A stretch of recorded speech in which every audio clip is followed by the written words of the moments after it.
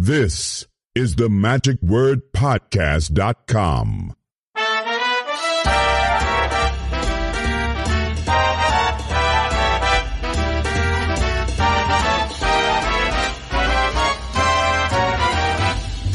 We are now into day 2, and when I say there's not a lot happening, actually there is a ton of stuff that is happening, but that is all happening at the David Copperfield Museum. And people are getting an opportunity to go through there, and they have different curators who are in each room telling you a little bit about, of course, their specialty has to do with posters or with research or with collecting of apparatus, et cetera, et cetera. And so you got David introduces each of the tours, and then you're passed off to other people as you kind of go through these other rooms. And so there are groups of 10 or 15 of us that are going through and spending about 10 or 12 minutes in each of the rooms. I'm getting a little bit ahead of myself, but that's, again, what is happening throughout this entire day, with the first presentation not being until at 7 o'clock tonight. But one of the people who is going to be a presenter tomorrow, but not tonight, and going to be talking about women in magic, is someone who is actually a performer herself and has worked here in Las Vegas for a long time, and then went overseas and then traveled for another 20 years. She's a producer, creator, and performer, and a world traveler and bon vivant. She is a force to be reckoned with, and again has such wonderful credentials, and so please welcome my guest then right now, and that's Miss Connie Boyd. Hey, Connie. Hi. So happy to be here. So this was your first Collector's Expo, is that right? It is, and it's kind of funny that it's here at the Orleans Hotel, because I performed here in 1999. I opened for Eddie Arnold at his last performance, his final performance, his retirement performance here at the Orleans. So it feels like a full circle a little bit. Eddie Arnold, I remember going with my father to see him at the DuQuoin State Fair in Southern Illinois, and I remember him singing for almost 2 hours, and he had such a strong voice at the very end as he did at the beginning. That guy is amazing. So tell me about the end. Was he still good at the end of his career? Right. He was in his 80s, or had just turned 80, and he was fascinated with the doves. And at that point, I was performing. I opened as the Magic of Boyd, and I was doing the man-dove routine. Mm-hmm. And so he would coo and yodel to the birds, and the birds would be just singing backstage before that, and I would be like, I hope that they're quiet when we start the act, because he'd have them all just riled. They loved him. Well, he was, again, talk about a force to be reckoned with. That guy was something, then, as I said, to the very end over there. So it was interesting. So you had performed here at the time, but the main places where you were performing, were there other casinos where you were working? I guess primarily the longest would have been in the Folies Bergère at the Tropicana Hotel. Mm-hmm. And then Jubilee, in both the Celebrity Room and the Bally's Jubilee Show. Mm-hmm. I performed in every casino here, as far as in convention acts, as a convention performer. The last performance in Las Vegas, I think I did, was at that time the Las Vegas Hilton, mm-hmm. and it was a giant convention for a big food company, and that was, I believe, the last time. I'd done quite a few on the convention circuit, mm-hmm. and that was the last time that I performed in Las Vegas before I moved all of my equipment and shows over to Europe, and we performed in Europe and Asia the last 20 years. How many doves did you work with at the time? Well, because you're performing 12 shows a week, we always had multiple. And I was always training them. And if I was feeling confident, I might throw, a new dove into, maybe a glove dove to start after he felt comfortable, with your hands. But yeah, we would have 14 doves. And they were regulated by the USDA here in town. There was a very stringent, protocol of what the size of the cages could be, and because it's Las Vegas in the summer, it's hot, so misting systems for them, that type of thing. Mm-hmm. So I'd say about 14. I would think that there would be an SPCA kind of overview or PETA or whatever it was at the time, particularly with all the animals, large animals. I mean, not just Siegfried and Roy, but at the time I think Rick Thomas was working with them, and Dirk Arthur. Mm-hmm. Yeah, who's trying to say a lot of other people working with Ginger. They were working Reno. That's right. They were here then before they went to Reno. Yeah. Right. Yeah. Mm-hmm. Joaquin also produced a leopard, I believe, in Spellbound. Mm-hmm. So yeah, quite a few used exotic animals as well. I didn't. I used doves, a pigeon, and a duck. And that was, and the duck was a death-defying duck. He survived Hong Kong. He was in quarantine in Hong Kong. He flew into Hong Kong, he performed, and then he flew out. He made it there and back without being eaten. Yes. Exactly. Becoming a Peking duck. A Peking duck, exactly. So as far as this convention, one of the things I just was talking about the David Copperfield Museum. So this was your first time, even though you've lived here for a long time and you've known David probably for a long time as well, that's the first time you've actually got to go to see his museum. What were your thoughts? Well, I remember when he purchased the property, and I remember when he purchased the Mulholland collection. So I remember that. It's just so beautifully organized. And personally, if I went back, I would go back with a specific vision that I want to pursue because it's overwhelming. It's like going to the Hermitage in St. Petersburg, Russia.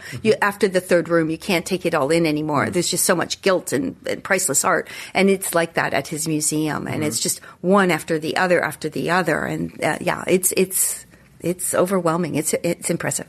And the way that he has it displayed, of course, in museum quality, it's not just like a lot of us who have stuff. There's a difference between collecting and hoarding. Yeah. I think they mentioned that yesterday. But all of the books are beautifully in the posters. Each one is labeled, and they're preserved in the correct way so that they will last, much longer than if they were in a box in somebody's garage or basement. So, but it is, he's really done a magnificent job with the museum. I'm sure he's got some sort of an idea of what he's going to be doing with this after he's passed, or whoever's going to be taking it over, rather than this being broken up into the four winds then again, which is the reason he bought the Mulholland collection. One of the reasons he bought the Mulholland collection is to keep that intact rather than that going out. And so, again, the way that he has this, it's not a museum that I believe could ever be open to the general public as it is.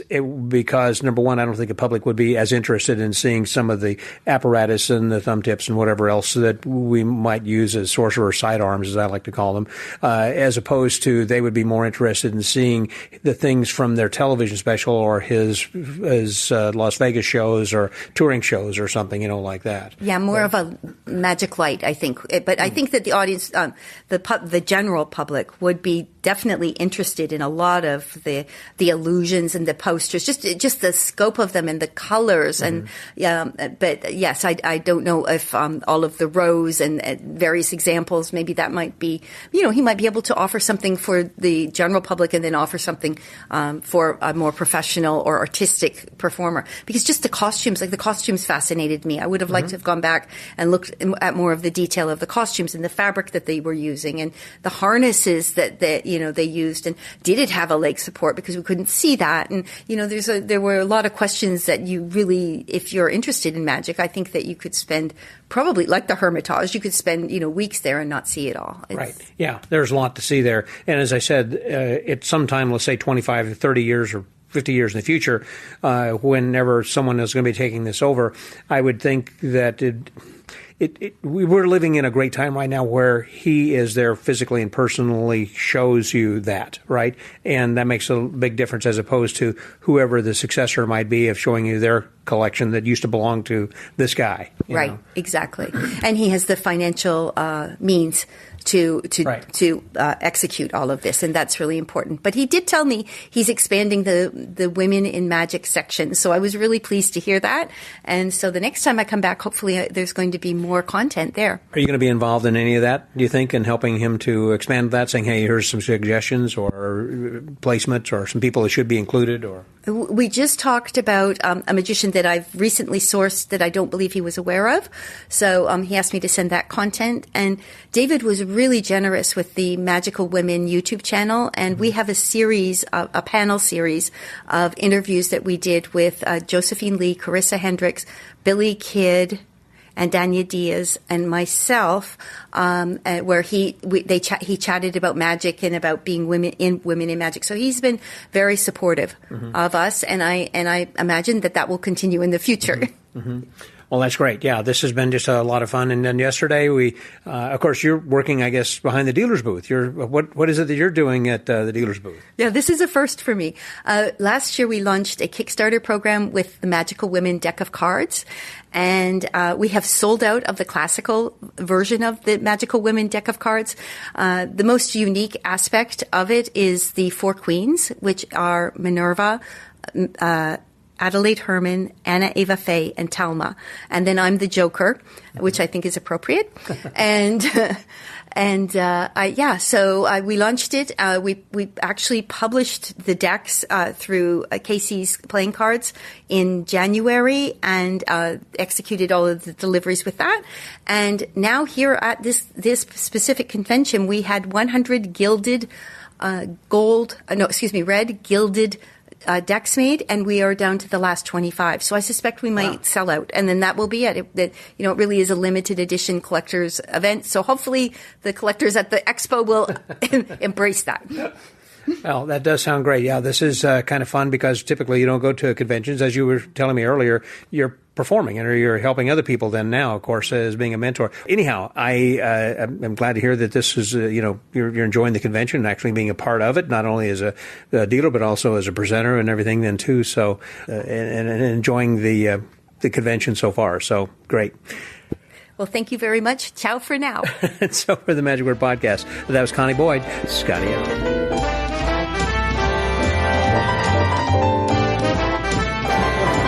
Well, we just talked with Connie Boyd, who is going to be a presenter tomorrow, but one of the people who's going to be presenting then this evening is Diana Zimmerman, who is also someone who you should know that name because not only was she a performer for so many years, but also very involved with the youth at the Academy of Magical Arts and other kinds of projects she's got going on.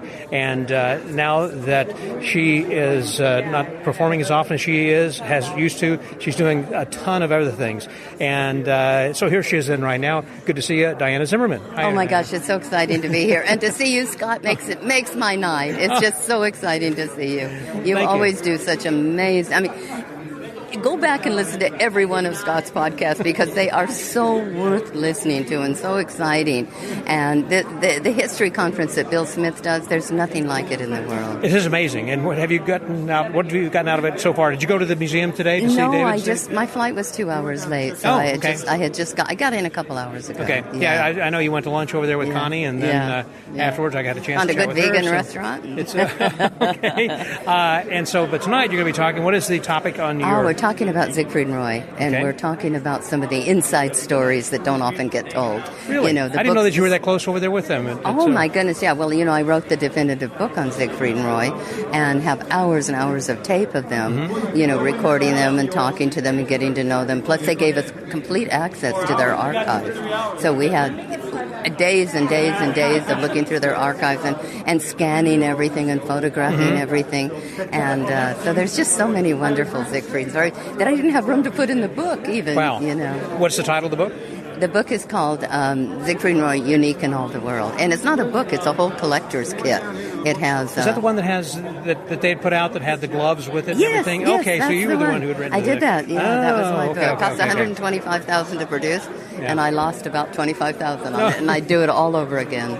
Well, there are a few copies that are still out there, and I think they're going for, $300, $400, I don't know. They are. We're going to be auctioning one off here. Oh, are you? I brought a copy. So that's going to be with Potter & Potter. Yeah, going to be doing that'll that be when they do the auction. Okay, well, we will report that then later. Let you listeners know how much that the book went for. Because, as you said, it was an amazing book as far as all the full-color photos and everything. Who did the pictures, by the way? Do you remember? Well, the pictures were done mostly from their archives. Almost all of them were from their archives. And my art director, Robert Gould, who did all the art direction on it, an incredible art director, and I just spent days and days and days scanning. They just opened up their archives, and we got to go through the archives. It's incredible room. It's like a candy shop, It was just incredible. Yeah. So we got to go through all the archives and copy whatever we wanted to copy. And the kit, the collector's kit, has like sample contracts in it, and I could have done 3 books. I could have done 3 books. Yeah, because this is hundreds of pages. In this particular book. Yeah. So you're going to be talking about that, and also, what about their home right now, the Jungle Palace? Is that someplace that Jungle people Palace open was to the public? Purchased. Yes, it was purchased, and I'm forgetting the gentleman's name right now, and he wants to turn it into an event destination, so they're trying to get the licensing. Sadly, most of Little Bavaria, where Roy planted all the trees and everything. Right. Sadly, most of that's been plowed under. It's so sad. It makes me cry. Roy put every one of those trees in there by hand. Did he? Yes, he went out after. He would go out after his show, and he would start planting trees and go out and then water them. And he turned buried a desert, into this Bavarian village. And do they still have that habitat back there that was where the white tigers were? I assume they've kept that part. They've kept that. Okay. The Jungle Palace has managed to stay pretty much intact. Okay. Which is wonderful. So when you say like a destination event thing, it's not going to be like for weddings and things like that? Yeah, that's what they're thinking. They can really preserve it by allowing people to have weddings there or corporate events, corporate parties there. And it's such a wonderful venue. It's so beautiful. And it's, a lot of it, sadly, Bernie Human and Harvey, his attorney, a lot of that was just sold off. And it's too bad because, Now, as I recall, across the street they had a rehearsal area that they could actually go with their animals so this way that they would replicate the same stage conditions. Not exactly. It was not quite as large as the Mirage stage. Yeah, it was. And of course, it didn't have all the rigging and everything. They did have at Little Bavaria, though, a magnificent warehouse, which housed their big dragon, their big mechanical dragon. Yeah. And they actually got that back working. So when we would go to parties there, the dragon would come up.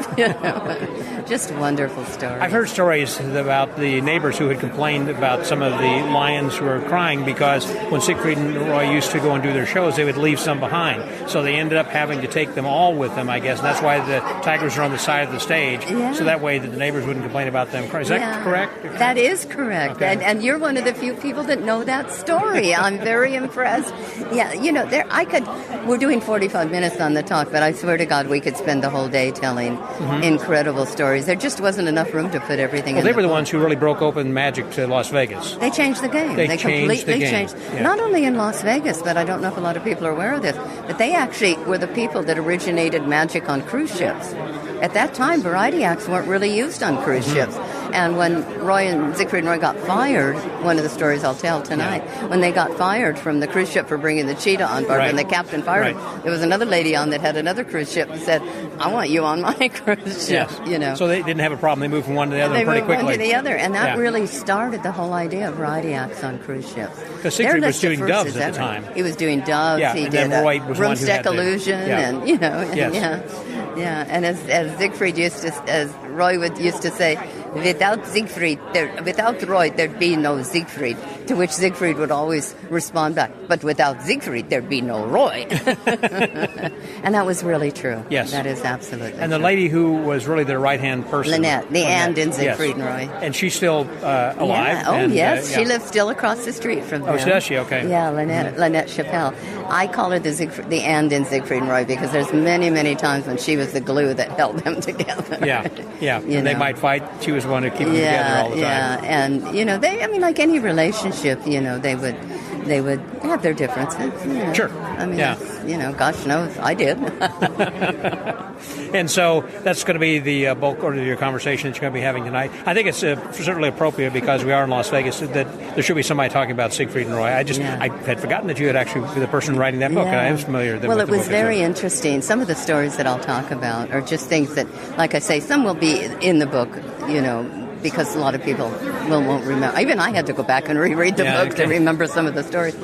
And we only have 45 minutes, so we can't tell them all. But what is one that you can't tell, or was one that will not be in there tonight? Let me think. That I can tell tonight? Yeah. I don't want that you're not going to tell tonight. I mean, that something that perhaps let me because think about be outside that. of that because you only have so much time. I'll talk to you tomorrow and tell you something that I didn't tell.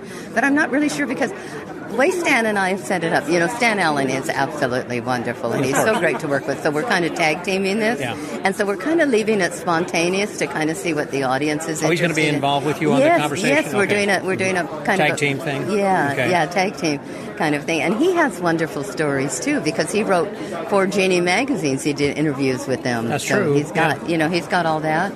And then, of course, the book. And I just have hours and hours of tapes of them, from recording them, at their house and just listening to stories. So, I'm sure whenever that you are listening to some of those tapes that they also bring back some memories, not only of that particular time when they were recording that, but it's like, that reminds me of another story of something else outside of that. Yeah. And Roy, even though he slurred a little bit, his voice was slurred after the incident, he called it. He just was sharp as a tack. I mean, he really was. And for a guy that should be dead, he really should be dead.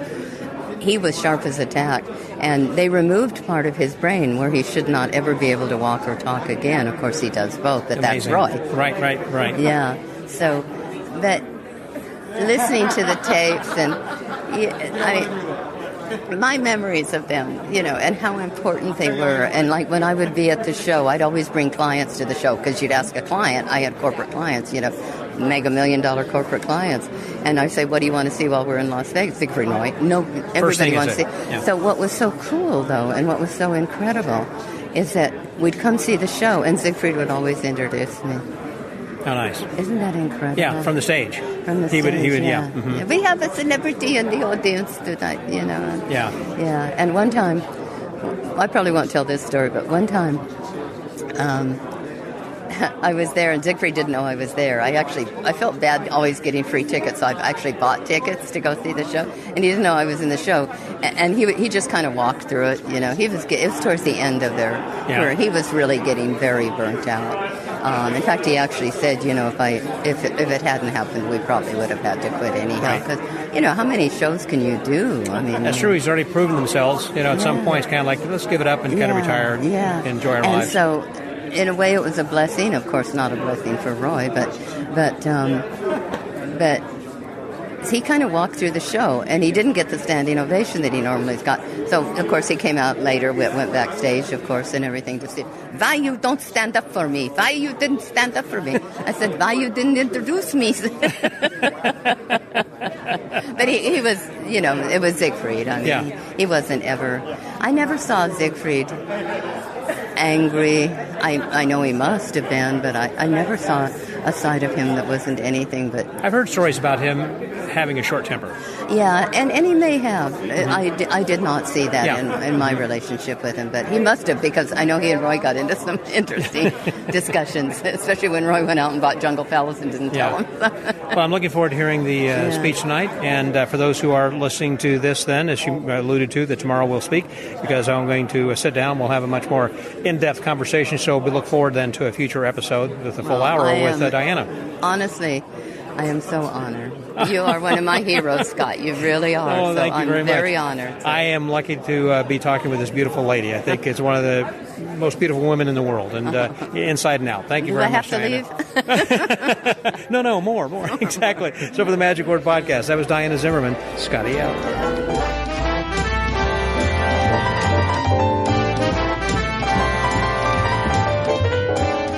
What we've been talking about, again, today has been the David Copperfield Day, in which all these groups, all of us have gone through this museum in groups of about 10 or so, and I believe there probably are about 150 people. I don't know what the registration is. It's 200. It's 200, okay. Actually, so all those people had come through, and I know a lot of people signed up just for the opportunity to do this and check this one thing off their bucket list. Well, one of the people who also was one of the curators who helped in the poster museum is someone who actually was in the last issue of Magic Magazine, and he was a featured article and cover boy, and here he is right now, Ray Anderson. Hey, Ray. Hi, everyone. Good to hear and see you. Not really, I guess. It's just tape. It's been a long day for you, hasn't it? I'm ready.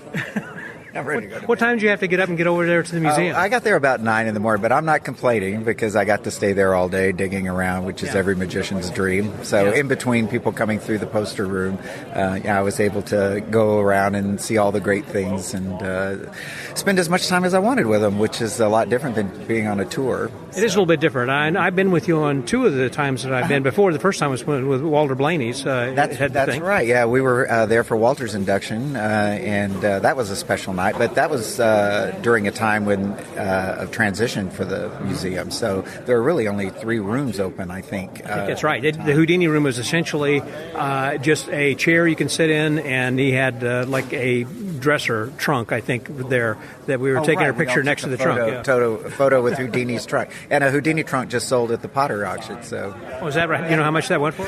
Over, I think, $47,000. $47,000. If I'd have known that, I'd have sat a little closer to David's when I was getting my picture taken.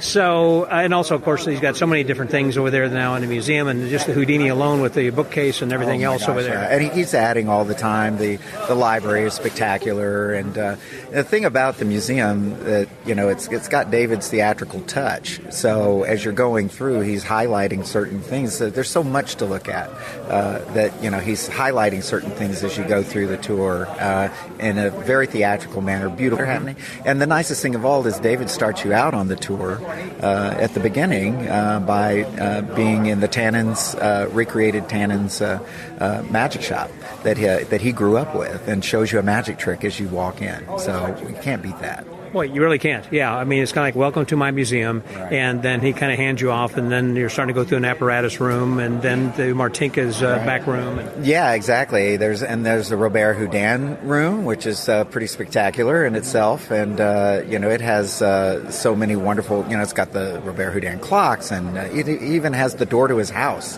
Right, right. That he bought. Right, and then there's the Houdini room with all the Houdini memorabilia, and then it's the. The downstairs area, where it's one of the first places that you go into, I guess, is that's the golden age of magic. So that's Thurston and Carter, Keller, Willard, and I was going to say Willard, which is one of my favorites. Willard's a pretty small little section, but being a Texan, I have a special affection for Willard, and so you can go around and if you know what you're looking for, Willard's props are all right there, and the great thing about them is they're all beat up. Yeah, I was about to say that. He traveled under canvas, so it's great to see them, and I love the fact that they're all beat up. It's if you didn't know what they were, you'd think, oh, who was this guy? I mean, anything about him? But as Mike Caveney was saying, was in the book, they talked about Willard today. They did a little bit. They do, and sometimes they don't. Yeah, because he was saying that people who saw the show saying he was the greatest magician of all time. I've heard that from so many people. Right? Yeah, and of course I love the fact that he's from Texas and all of that. So that that's my special affection for Willard. And then they had the contemporaries, people that were more like Channing Pollock and Jack Codell and Marvin Johnny Roy, and Pam Thompson, my friends that are the great Tonsoni. They've got all of their stuff there. They've got Orson Welles' broom suspension that he used with Lucille Ball on the show. I mean, if you can think of it, it's probably there in magic. I just don't know any other way to put it.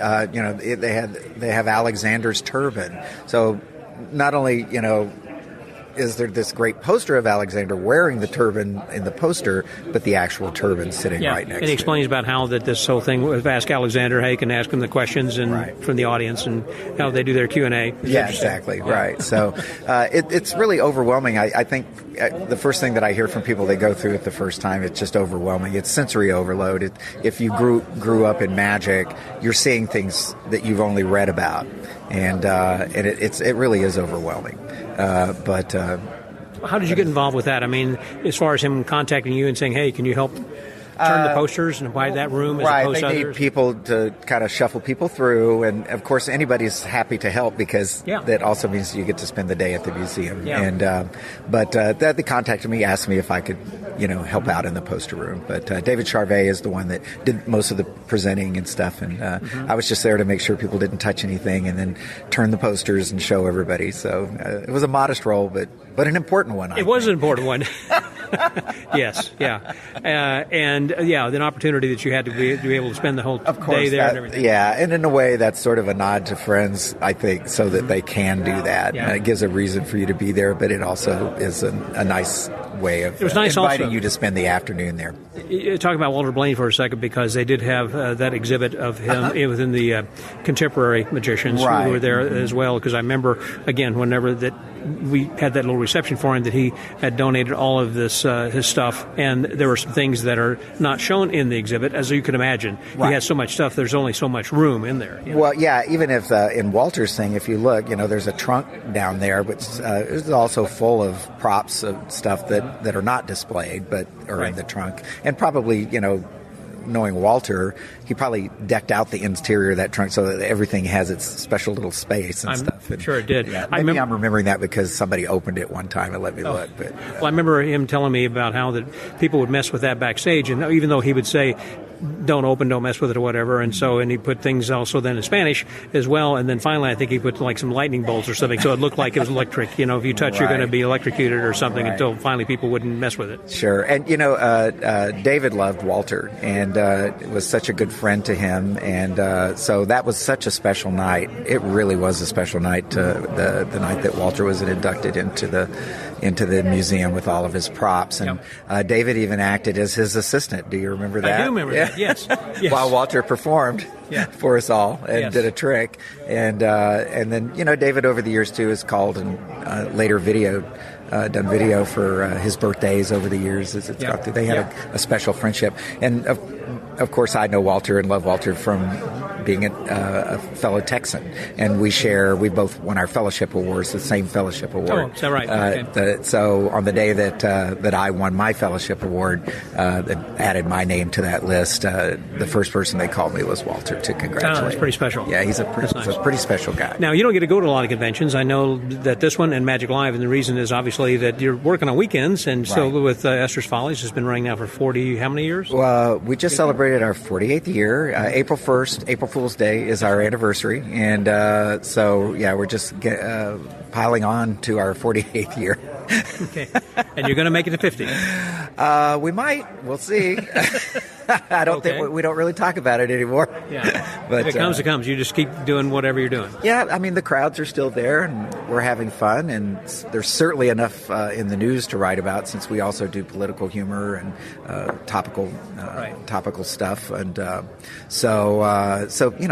plenty to work with. And then there's the magic. So the magic is sort of the spine of the show, and then the rest of it grows around. The magic doesn't change as often, obviously. But. Yeah, the rest of it does, because of as you said, it's topical humor and satire of songs and everything. And it's sort of ever-changing. It's not like we just start a brand new show every month or something like that. It's sort of as it goes. Depends on the news of the week. It's exactly right, So some things come in, some things go out, some things come back. Right. It's true. Whatever happens to be popular in the zeitgeist, I guess, exactly. Like that then as well. Yeah. Well, are you enjoying this convention so far? Anything that you've seen or heard or looking forward to? Well, just spending the day in the poster room was pretty spectacular. Yeah. But the best thing about this convention is, I have so many friends that are collectors, and this is a really special group. I go to other magic conventions and stuff, but this is collectors. I think are some of the friendliest of all of the conventions, and I know so many people because collectors, we're always trying to buy from one another. Or find out what they have, or that kind of a thing. What do you collect, mainly? Just posters. I made the deal a long time ago with my husband, Stephen, that I wouldn't collect anything but posters, and I would only collect what I had room to put up. So that's the thing. So you don't have a flat drawer of a lot of stuff? I do not do that. And I also, it doesn't matter to me if the poster is rare, and I do have rare posters, but some of my favorite posters are not contemporary. I pretty much stick with the golden age, but I have George posters. One of my all-time favorite posters is a George poster, which is not a particularly expensive poster, but I think absolutely beautiful. So when I look at posters, to me, it has to speak to me aesthetically, and I have to love it. And they really are art. So if I'm going to put them all over my house and look at them all the time, I want to make sure that I love them. I don't get things just because they're rare. Yeah. One of my favorite posters also is the George poster with the owl on his shoulder. Oh, yeah, that's a great poster, right. George had some great paper, and plus, he never did that American tour, which is what a lot of that poster material, that paper was made for. So it was in pristine condition, and that's why we're lucky enough to have so much of it around. Yeah. But it's starting to go away now, so if so you grab them while you can. Grab them while you can. Well, Ray, thanks very much. I'm not going to take any more of your time. I'm always glad to see you, and I'll see you back home sometime soon. All right, good to see you too. So with the Magic Word Podcast, that was Ray Anderson. Scotty out.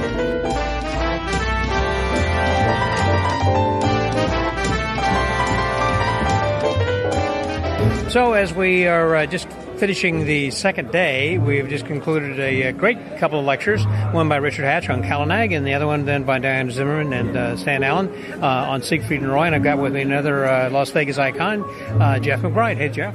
I'm here visiting only today. I can only get in to Vegas for today because I'm on tour again. But I wanted to come in especially to see the lectures tonight and to see some friends. Weren't they both really great? They were really great. I mean, Richard Hatch is an incredible historian and a great speaker. Researcher, yeah. That's right. And the Siegfried and Roy talk that Diana Zimmerman and Stan Allen did was filled with lots of stories and lots of human moments of their rise and eventual demise.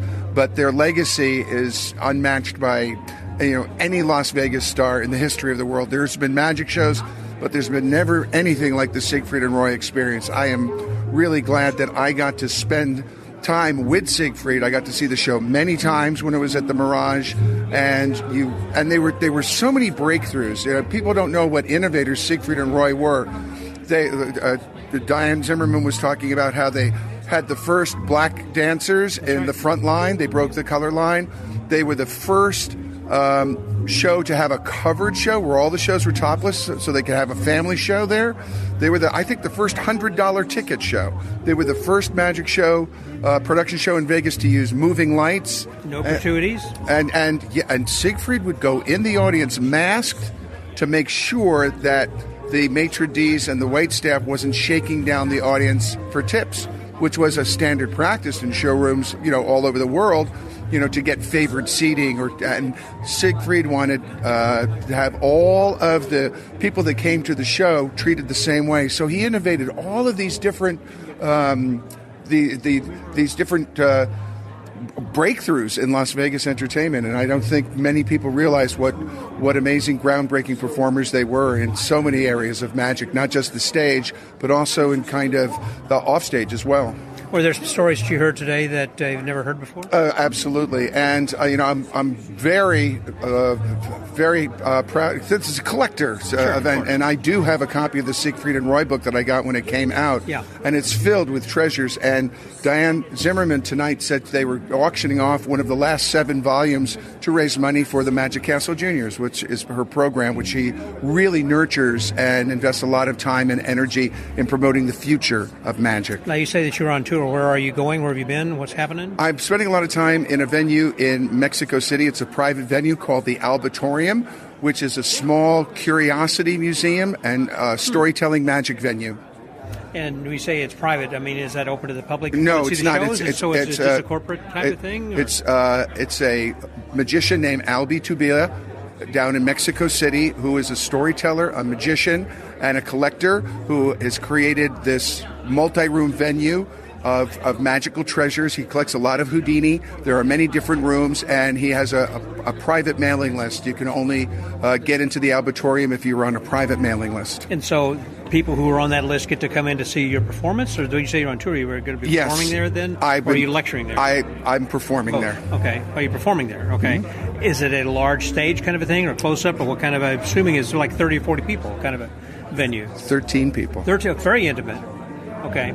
So are you doing like more of mentalism kind of things? No, it's storytelling. The Albatorium is like a living curiosity museum where storytellers are invited in. And some people have, Dr. Larry Haas, who's the Dean of the Magic and Mystery School, has gone down there to perform there as well and to do these conversational evenings where there are magical objects and the people that tell their stories. And so it's a living cabinet of curiosities filled with magical treasures, and depending on the evening, different treasures are exhibited. It's a 3-hour experience. And when you're out of town, by the way, speaking of the mystery school, who runs the school, or you have classes that continue to go on whether you're there or not? Absolutely. We have most of our classes are online these days, although we do have live classes. We just finished a 7-day master class. We're getting ready to do an event before Magic Live, the day before Magic Live, and the day after Magic Live, called the Mystery School Experience. So if you're Mystery School curious, you can come out the day before Magic Live or the day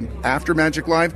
We have a 5-hour magical experience of teaching magic and magical performances, and you get to tour my museum and my library, and it's going to be a lot of the Mystery School teachers there as well.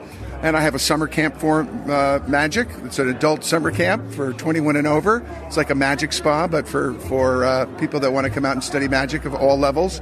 And then we're getting ready to go on tour in Europe to do some master classes in Europe. So the classes that are going to be before and after Magic Live, do people send in a video or something where they can work with you? Or No. This is a 5-hour experience where people just come in. Just come in. Okay. The master classes are 7 days long. I see. I was going to say I thought that'd be a little bit more involved. Yes, the master classes are for magicians that want to work on their act, and we work on their scripting, their choreography, their costume, their music, their marketing, the entire package. Well, I remember before that you had done some other classes that were like on mentalism or something that was a little workshop before or after. It was much more in-depth. Yes. You're not doing that this year then? We are doing 3-day classes, 5-day classes, and 7-day classes. And then many times a month I have people coming in from out of town to take one-on-one classes from me for 1, 2, or 3 days. Yeah. So it's pretty full-time. Yeah, well, I know that you're a pretty busy guy. Thank you very much, Jeff. Appreciate it. I'm glad you're enjoying the convention over here today. Well, you do an incredible service for the magic community. For people that can't get to these events, you bring the events to them. And you've been doing it for how long now? 14 years. 14 years. Extraordinary. Yeah, I've just finished number 900 episode with Dan Sperry, who was my guest there for this 900th. Fantastic. Well, you are a living treasure, and your archives are going to be watched for many years to come. Well, and I want to, before I reach 1,000, I want to have you on then sometime too. I want to sit down for an hour when I can possibly get some of your time. You're the busiest guy, hardest guy to get together with. Well, I'm only we here, will, and we certainly will. Sometime We'll put we the will. attention. We've And got- I've had you on my show. That's right, we did. Yes, That's right. And I only have 780 episodes. You're just a piker. You're just getting started. You're a young man. All right. So for the Magic Word Podcast, that was Jeff McBride. Scotty out.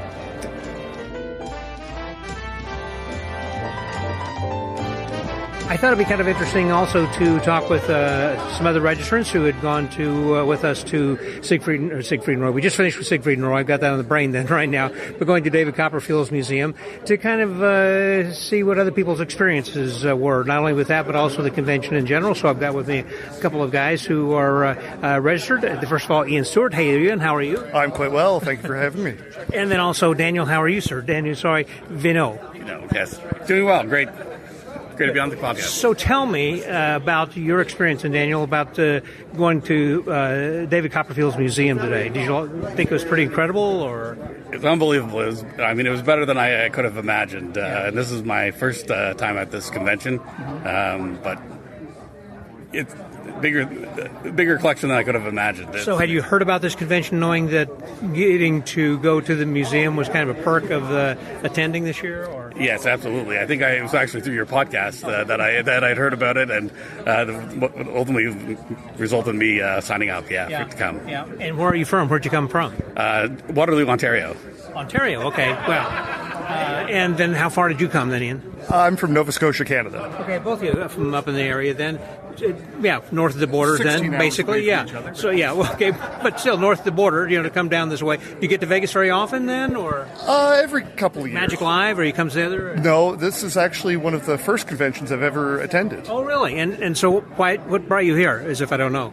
I've been a professional entertainer for over 20 years, and I wanted to come to a convention, and I have enough tricks. So I heard about this one, and I thought, this sounds right up my alley. You're a collector? I have a small collection. I love the history. After we've seen Copperfields, we all consider whatever we have minor, even though we might think we have a lot. That's definitely true, yes. So I heard, of course, of this convention and thought it'd be great, but when I heard Copperfield tour, I thought this would be really good. Always wanted to go see his collection. And, of course, not easy to get into. And I had very high hopes from what I'd heard, and quite honestly, even with my high hopes, my mind was absolutely blown. Nothing could have prepared me for what I saw there today. Yeah. And I thought the way they curated each of the rooms with some people who specialize in each of those areas, whether it's contemporary magicians or the classics or apparatus or the books or whatever, they had the right people, handling that then too. Oh, yeah. They're very knowledgeable. Each room had someone who was a specialist in that area. Right. And names that I'd heard but never met before. Well, now next year they're going to be having it in New Jersey, or even though we don't have the call of David Copperfield kind of a thing, but they're going to be going to was it Lincoln Center or someplace, I think. They've got next year. Are you thinking about coming then next year? I am, for sure, because it's a lot closer to me than Vegas. Nova Scotia, Yeah. Same, yeah. It's closer, and it's been such a great experience. I'd love to come back. Now, you say you neither have been to Magic Live here then? To this? You've been to Magic Live? Yes, I've been to Magic Live 3 or 4 times in the past, yeah. You ought to be talking him into going sometime, because it is an awesome convention, don't you think? Well, I've tried, because I'm actually from Nova Scotia. We know each other from Nova Scotia, and then I moved to Ontario. But, yeah, I've been telling him he's got to come to Magic Live, and I guess 2 years ago, I think he was supposed to come. I registered. But you didn't make it. Yeah. No, I'm a single dad, and so I'm... Got some commitments. Exactly. My boy's 14 now, so I'm able to start traveling more, and, yeah, I'd like to come to Magic Live, obviously, very much. Sure. Yeah, it's always great because, it's always maxes out about 1,600 people. Same hotel where we are right now, but just all the people who interact. Here, I think I heard we have 200 registrants at this, as opposed to 1,600, at the other. Now, of course, if you go to Blackpool, there's 4,000 magicians. That's completely different. And you've got quite a few also that go then to FISM as well, which is another thing. You guys thinking about going to Italy? You going to Italy, already, Daniel? I'm not going this year. I've been to the last... from Blackpool onwards, I've been to Quebec, obviously. Yes. You didn't go to Quebec then, Ian? No. I've really been a single dad to my boy, since he was 2 years old, and that's been a full-time entertainer, and raising a kid has prevented me from travel. Well, I understand that completely. So you've been having a great time still, both of you guys at the convention here? Absolutely, yeah. Absolutely wonderful. Yeah. Well, it's great talking to you. I'm glad that you guys joined the convention and also the museum and everything else, and hope to see you then again. Thank you very much for taking the time. Thank you. Thank you. You bet. So for the Magic Word Podcast, that was Ian Stewart, and then Daniel Veignot. This is Scotty out. Hey, Scott. Hello, Dick. I've got with me then right now, Dick Hatch, and you did a great job. I'm doing great. Good seeing you. It's great hearing you this evening. We're twins here with our hair and beards. That's right. White hair. We got white that beard. Mark Holstein photo. That's fun. three old bearded guys. That's right. And the Hemingway competition. Enjoying the later years of our life, kind of the twilight years, I guess we'd say. Hey, don't say that. I love quoting Woody Allen, who said, I hope to achieve immortality through not dying. That's the way to do it. So far, so good. So you were talking this evening about Kalanag, which was well-researched, and how long have you been working on that project? Gosh, over 30 years that I've been interested in it and slowly chipping away, and there's still a lot to discover. There's a lot I couldn't say tonight because of time constraints and other stuff. But there's a great new biography of him, a couple of years old now, in German. And in Dutch. They're hoping to get it translated into English. The publisher is the European or German Penguin, but they don't have a publisher in the U.S. That was excerpted in Genie maybe 2 years ago with Kalanag on the front cover with a big red swastika. I remember that, yeah. Yeah, and they excerpted great parts of the book. It's a great issue where between the article I did years ago in 1998, I think July or August of 1998, in Stan and Allen's Magic magazine that was called Kalanag and the Vanishing Banknotes, and then the Genie article, it pretty much got my talk. Now I had other documentary there and visual images that those didn't have, but that's the basic story that I was telling tonight. There's a much bigger story you can tell, and that German book is great for that. But tonight was the tip of the iceberg. Push my hot button, I'll talk. Is there a book in you that you're going to put together for this? I don't know. At one point I thought so. I was what interested me was the German magic community. I thought and still think that it paralleled German society as a whole. In the U.S., we don't necessarily know, is that magician a Republican or a Democrat? Now it's more polarized. You might know that so-and-so is a MAGA or a liberal or something. But, you and I are both good friends of Walter Blaney. Right. He was a conservative Republican. Right. I'm not. I'm a FDR kind of liberal Democrat.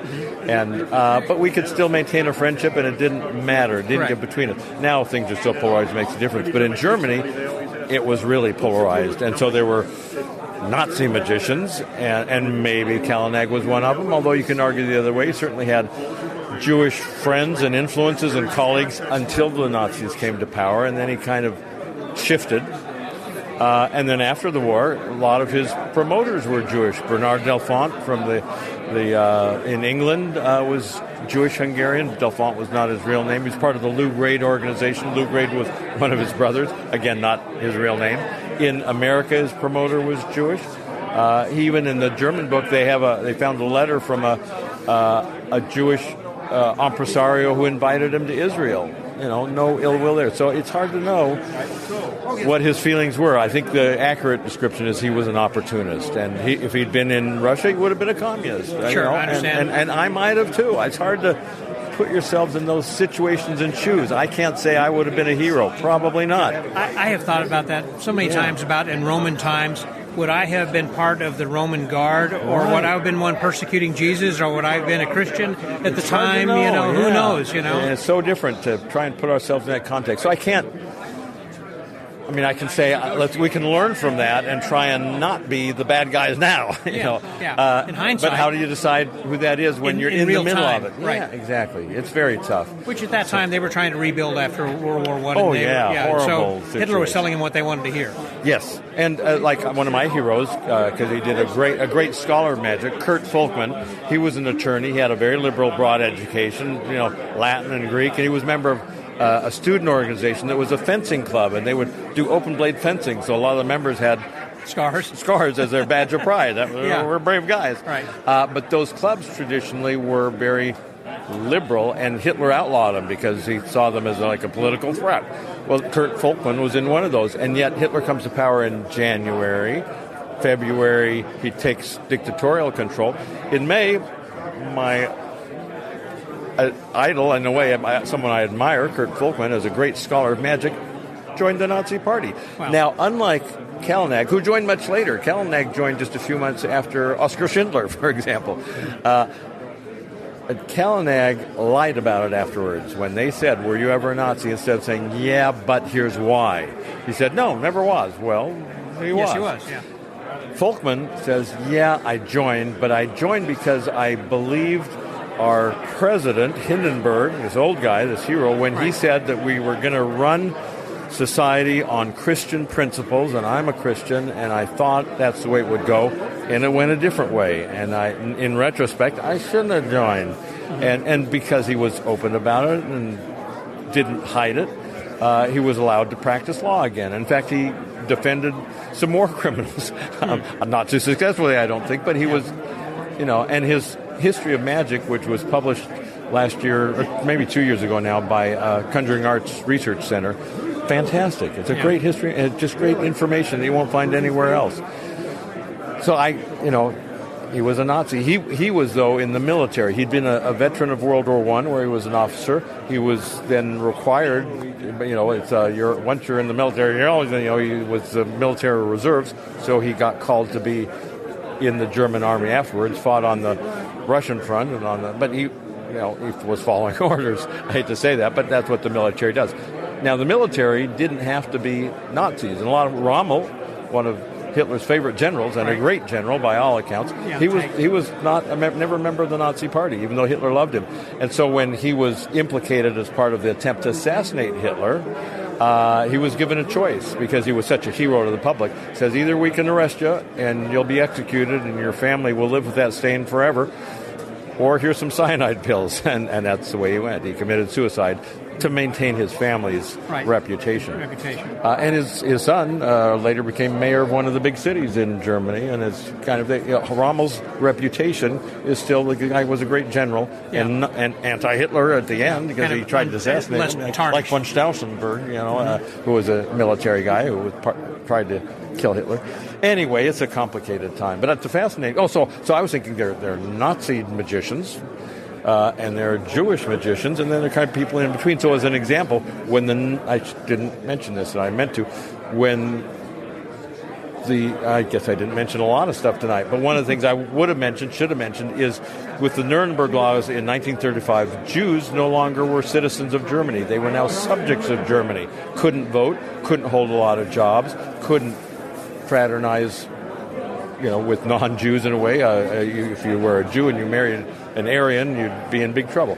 Anyway, part of that was all the organizations became segregated. So the German Magic Circle, which under Schreiber, later Kallenag, became the only sanctioned German Magic Organization, they had to kick out all the Jews. So you had to, basically what they said is, hey, everybody's got to reapply, and in your reapplication, on this page, you have to certify your ancestry to show that on both sides, going back to your grandparents, no Jewish blood. Yes. The membership dropped from 1,400 to 400. Wow. Not because there were 1,000 Jews that quit, but some people just say, I'm not going to do that. I don't know. It's a hassle. Right. Huh. But all the Jewish members obviously couldn't do that, so they're out. Very strange time. So he built it up after the 400 slowly. So again, now the membership is 2,500, but of course Jews can belong again. Of course. But so I thought it would be as an example of a non-Jewish group, but that didn't go along. They're like assemblies and rings. The Ortst Circle, they're called, little regional city circles that were members of the German circle. The one in Cologne, the Kölnische Ortst Circle, they said, we have Jewish members, and we like our Jewish members. We're going to keep meeting, and they're going to keep coming, and we're not going to be part of this. That's pretty heroic. Mm-hmm. So there's all that kind of stuff going on. Now, one of my heroes, a guy named Marvelli, who was twice awarded Germany's biggest magic honor at their convention, did an act, and they said, you're the guy, and it helped his career at the Magic Circle conventions. He got kicked out of the Magic Circle in 1942 by Schreiber because he'd written a letter to Kasner. A lot of people think that Kallenegg and Kasner was kind of the Thurston of Germany. Wonderful posters. Not a great act, but wonderful posters. His grandson lives in Houston, the bank vice president. So I met his daughter, who was part of the show, the guy's aunt, years ago when she came through Houston a couple times. Anyway, that's a whole different story. I've written it up as part of the story of the boy who was saved by the vanishing elephant, because that was his grandpa's big feat. Okay, if I go down a tangent, you can edit it the way you want. So why not? We're already there. We're there. That's why I had to stay kind of on track tonight, because I do that. It's the swerve, as Trump says. Yeah, but I bring it back. Okay. Anyway, so I think his name's Helmut. He was sent to a private school, and the war's ending. The Russians are coming. They don't want him to be captured by the Russians. They want to get him back to Berlin, where his family is, or wherever, but before the Russians get there. So they're in this. They had a friend that said, "I'll go look for him." So the school, the private, everybody's taken off, and where Helmut so-and-so is? They don't recognize his name. And finally they say, was there a kid in your class whose grandfather vanished an elephant? Oh, yeah, we know where he is. And they went and got him. Anyway, so I told that story. Where are we going with this? Oh, we had the Cologne. So my hero growing up was a guy named Barmelli. I never knew him. He died actually the year that I was a teenager in Germany. Great poster, yeah. And a very mysterious-looking guy, kind of stern, kind of curious to me. The three top German magicians post-war were Kallenegg, Marvelli, and Punks. All three of them had glasses. That's not the image you think of a magician. And none of them had facial hair either, so kind of weird.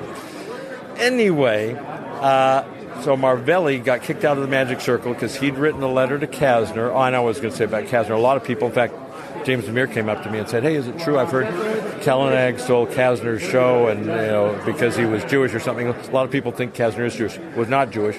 Was also a Nazi. Not a horrible guy necessarily. He was an entertainer. But Marvelli wrote Kasner a letter criticizing the way the Magic Circle was being run, with Kallenegg, Schreiber, as its Führer. Kasner turned that letter over to Kallenegg, Schreiber, who said, hey, he's criticizing the Führer principle, i.e. the Führer. And he turned it over to the Gestapo. As a result of which, there was his boss, Kallenegg's boss, Schreiber's boss, was Goebbels, head of the propaganda. And he had a press conference where he said, from now on, these people's names cannot be mentioned in the press. One of them was Lala Anderson, famous singer, who made a bestseller record in the First World War, Lili Marlene, the Lantern. Anyway, Marlene Dietrich, lead singer. But it was her big hit. She couldn't be mentioned in the press, and Marvelli's name or photograph could not be published in the press. Well, that hurts your career as an entertainer a little bit. Yeah. So that's the kind of stuff that Schreiber did that I didn't have a chance to talk about tonight. But so I'm thinking, Marvelli's the hero because he's criticizing the Führer principle. Well, he joined the Nazi Party like Folkman in 1933. So now I don't know what to think. But he had a bust of Hitler in his room.